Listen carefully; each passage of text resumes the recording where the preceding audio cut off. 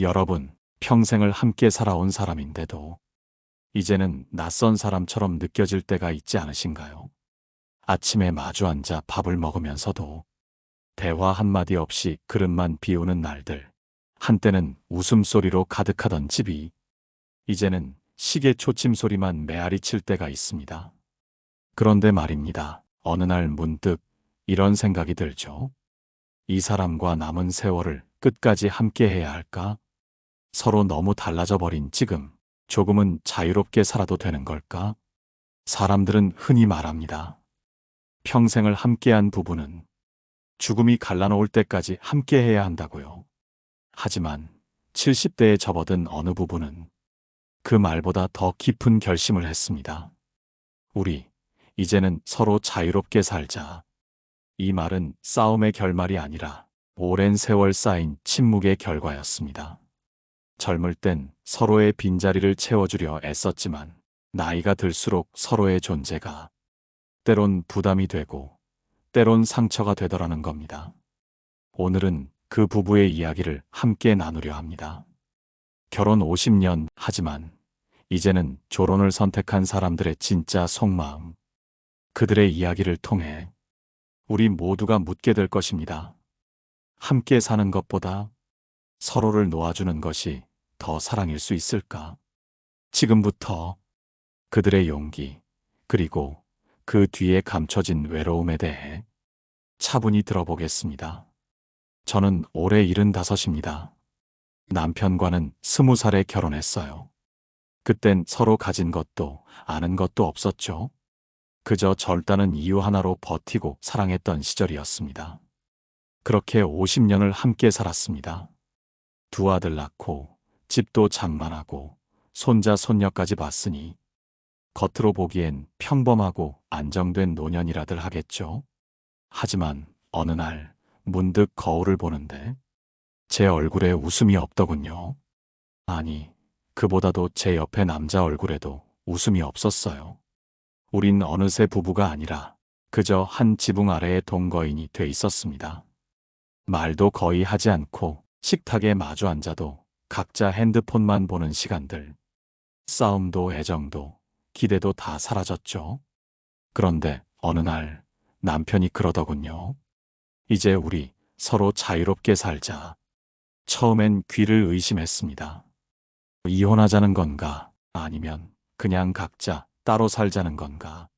남편은 조용히 말했습니다. 이제 서로 구속하지 말고 남은 인생은 각자 편하게 살자. 내가 병원 가든 여행 가든 너도 신경 쓰지 말고 너 하고 싶은 거 하라. 그 말을 듣는 순간 묘하게 가슴이 먹먹했습니다. 화가 나지도 않았고 눈물이 나지도 않았습니다. 그저 드디어 이 말이 나올 때가 됐구나 싶었죠. 사실 저도 남편과의 삶이 버거웠습니다. 은퇴 후 하루 종일 집에 있으니 사소한 일로도 부딪히고 서로의 숨소리조차 신경이 쓰이더라고요. 그렇다고 헤어질 수도 없고 그냥 참는 날들이 이어졌습니다. 하지만 그날 남편의 입에서 졸혼이라는 단어가 나오자 이상하게도 마음이 편해졌습니다. 이제야 우리도 솔직해졌구나. 그 말이 떠올랐어요.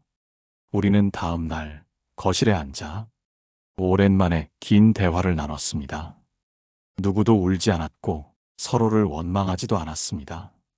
그저 이제는 나 자신으로 살고 싶다는 조용한 합의였죠. 그렇게 해서 우리는 법적으로는 부부지만 삶은 따로 사는 졸혼 부부가 되었습니다.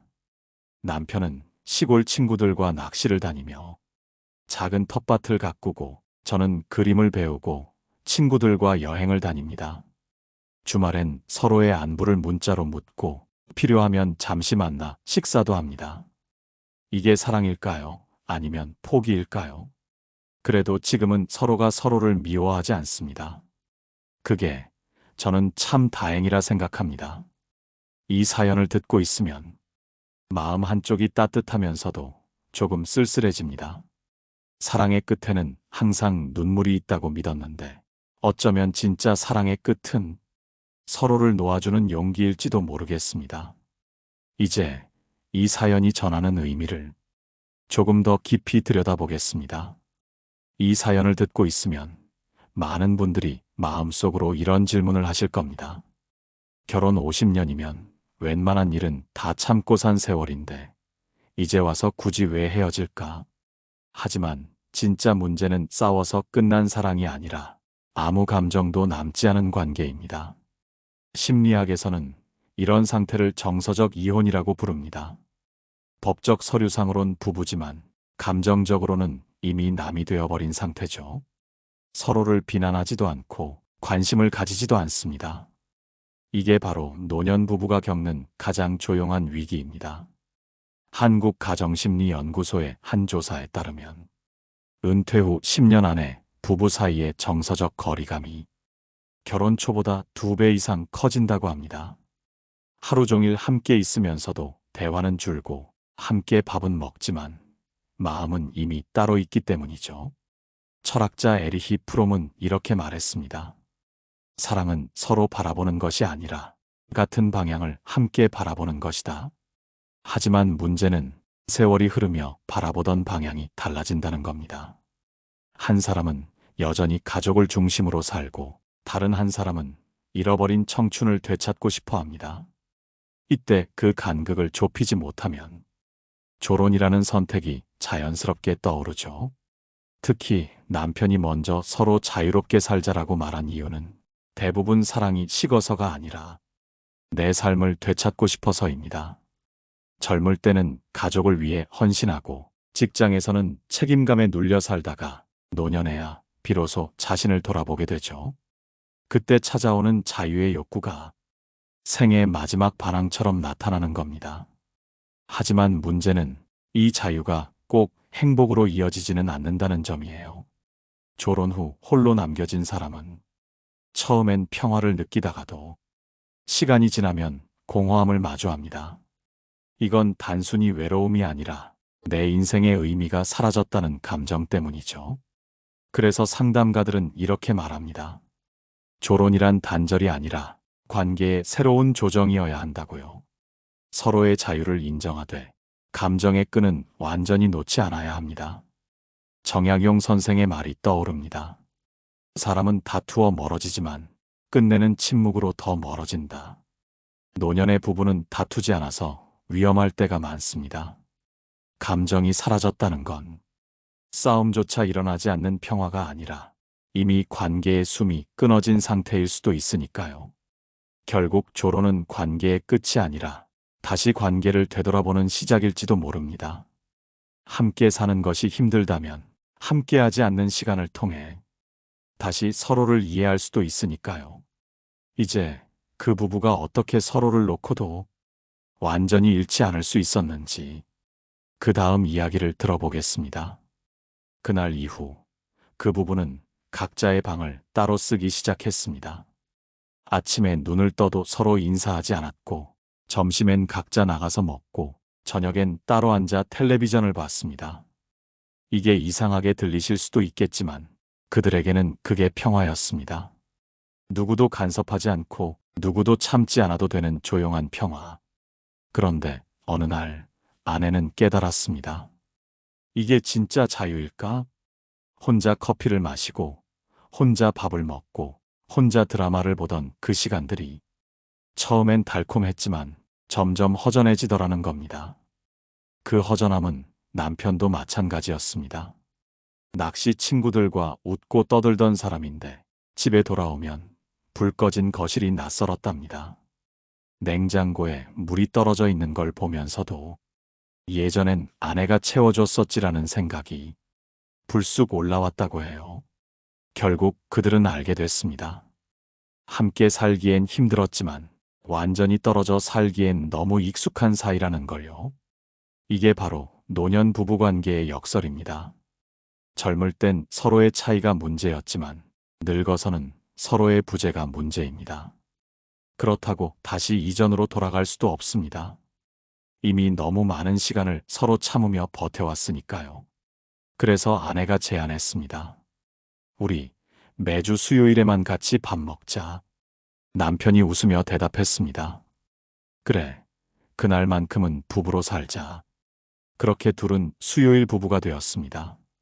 각자 살되 일주일에 한 번은 오래된 친구처럼 만나 그간의 안부를 나누는 관계. 그날만큼은 서로에게 불편하지 않은 거리로 다시 부부로 돌아가는 시간이었습니다. 이 이야기를 듣고 한 심리 상담가는 이렇게 말했습니다. 노년의 부부 관계는 싸워서 무너지는 게 아니라 소통이 끊겨서 조용히 붕괴됩니다. 조로는 도망이 아니라 소통을 다시 배우기 위한 휴식일 수 있습니다. 우린 흔히 끝이라는 단어를 무섭게 여기죠. 하지만 어떤 끝은 새로운 관계의 시작이 되기도 합니다. 같이 살던 사람이 낯설게 느껴진다면 그건 관계가 끝났다는 신호가 아니라 다시 시작하라는 신호일 수도 있습니다. 정약용 선생은 이런 말씀을 남겼습니다. 사람의 도리는 함께할 때보다 떨어져 있을 때 더 드러난다. 함께 있을 땐 의무로 유지되던 관계가 멀어져 있을 때 비로소 진심으로 남는 경우도 있습니다. 이 부부처럼 말이죠. 이제 두 사람은 부부이면서도 친구이고 서로의 인생을 방해하지 않으면서도 필요할 땐 곁에 있어줍니다. 이게 바로 조론의 진짜 의미일지도 모릅니다. 이제 그들의 관계가 어떻게 변했는지, 그리고 그 변화 속에서 배운 삶의 지혜를 다음 이야기에서 이어가겠습니다. 시간이 지나면서 그들의 관계는 조금씩 달라졌습니다. 이상하게도 거리를 두니 오히려 서로를 더 이해하게 되더랍니다. 매주 수요일 저녁 작은 국밥집에서 만나 밥을 먹는 그 시간은 서로에게 의무가 아니라 기다림이 되었죠. 아내는 그날을 위해 좋아하는 옷을 꺼내 입고 남편은 미리 머리를 단정히 다듬었습니다. 처음엔 어색했던 식사가 조금씩 웃음이 섞이고 가끔은 옛 추억을 꺼내며 그땐 참 고생 많았지. 이런 말도 나왔다고 합니다. 그 부부를 지켜본 주변 사람들은 이해하지 못했습니다. 왜 그렇게 복잡하게 사냐? 차라리 그냥 이혼하지 그래요? 하지만 그들만은 알았습니다. 이건 이혼이 아니라 50년의 세월을 무너뜨리지 않기 위한 조용한 타협이라는 걸요. 심리학자 칼 융은 말했습니다. 노년기의 사랑은 불꽃이 아니라 온기다. 젊을 때처럼 뜨겁지 않지만 사라지지 않는 따뜻함이 남는다는 뜻입니다. 그 온기를 지키기 위해 서로를 놓되 완전히 버리지 않는 것, 그게 그들이 택한 방식이었습니다. 사람은 누구나 늙으면 혼자 있는 시간이 길어집니다. 젊은 시절에는 누군가 곁에 있어야 안심됐지만 나이가 들면 오히려 혼자 있는 시간이 필요해지죠. 그렇다고 완전히 혼자가 되어야 하는 건 아닙니다. 누군가의 존재를 느낄 만큼의 거리, 그게 노년의 관계를 지탱하는 비밀입니다. 상담실에 오신 한 할머니께서 이런 말씀을 하신 적이 있습니다. 선생님, 이제는 싸울 힘도 없어요. 그냥 각자 편하게 살고 싶어요. 그래도 그 사람이 아프면 나는 여전히 마음이 쓰여요. 이게 바로 오랜 부부의 정이죠. 사랑이 식어도 정은 남고 그 정이 남아있기에 완전히 등을 돌리진 못합니다. 정약용 선생은 여유당전서에서 이렇게 말했습니다. 끝내버릴 수 없는 인연이란 미워도 그리운 법이다. 조론이란 미워서 떠나는 게 아니라 그리움을 유지하기 위한 거리두기입니다. 서로의 존재를 부정하지 않으면서도 감정의 온도를 조절하는 지혜인 거죠. 이 부부도 그걸 깨달은 겁니다. 젊을 땐 사랑으로 시작했지만 이제는 이해로 이어가야 한다는 걸요. 함께 울고 웃었던 세월이 있으니 이제는 서로의 인생을 존중하며 남은 시간을 따뜻하게 보내기로 한 겁니다. 이제 이야기를 조금 더 깊이 들어가 보겠습니다. 조론을 선택한 뒤 그들은 어떤 변화를 맞이하게 되었을까요? 조론 후의 삶은 생각보다 고요했습니다. 누가 뭐라 하지 않아도 스스로 하루를 꾸려야 하는 시간이 많아졌죠. 아내는 그 시간에 그림을 배우기 시작했습니다. 젊었을 땐 아이 키우느라, 남편 뒷바라지 하느라 한 번도 자기 시간을 가져본 적이 없었거든요. 물감을 짜고 붓을 드는 순간 마음이 이상하게 평안해졌다고 합니다. 남편은 동네 복지관에서 기타를 배웠습니다. 젊을 땐 그런 걸 배우면 집안에 무슨 소용이 있냐며 아내가 눈치 줬다고 웃더군요. 하지만 이제는 자유로웠습니다. 자기 인생의 마지막 장을 조금은 자기 멋대로 써내려갈 수 있었던 거죠. 그렇게 따로 살면서도 둘은 서로의 일상을 알고 있었습니다. 아내는 남편의 생일이면 국밥집에 미리 케이크를 가져다 놓았고, 남편은 아내가 병원 진료 있는 날엔 아무 말 없이 대기실에 나타나 있었습니다. 서로 간섭하지 않으면서도 필요할 때면 조용히 곁에 있어주는 관계. 그게 바로 노년에 가능한 가장 단단한 인연이 아닐까요? 시간이 흘러 그 부부는 어느덧 80을 바라보게 되었습니다. 함께 살던 시절보다 훨씬 덜 싸우고 서로에게 더 따뜻해졌다고 합니다. 남편은 여전히 혼자 살지만 가끔 밥을 하다 그릇을 떨어뜨리면 이건 아내가 있었으면 잔소리했을 텐데 하며 혼잣말로 웃습니다. 아내는 매주 수요일이면 먼저 문자를 보냅니다. 오늘은 내가 국 끓일게요. 그러면 남편이 짧게 답장을 보냅니다. 그럼 내가 김치 가져갈게. 그들은 여전히 부부입니다. 서로의 집이 다르고 서로의 삶이 다르지만 마음의 온도만큼은 그 어떤 젊은 부부보다도 따뜻합니다. 이제 그들은 싸우지 않습니다. 미워하지도 않습니다.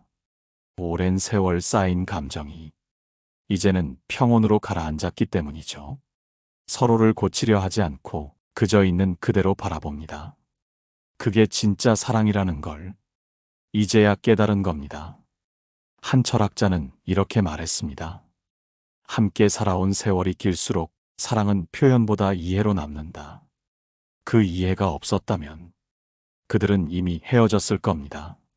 하지만 이해가 있었기에 비록 각자의 길을 걸어도 끝까지 이어질 수 있었던 거죠.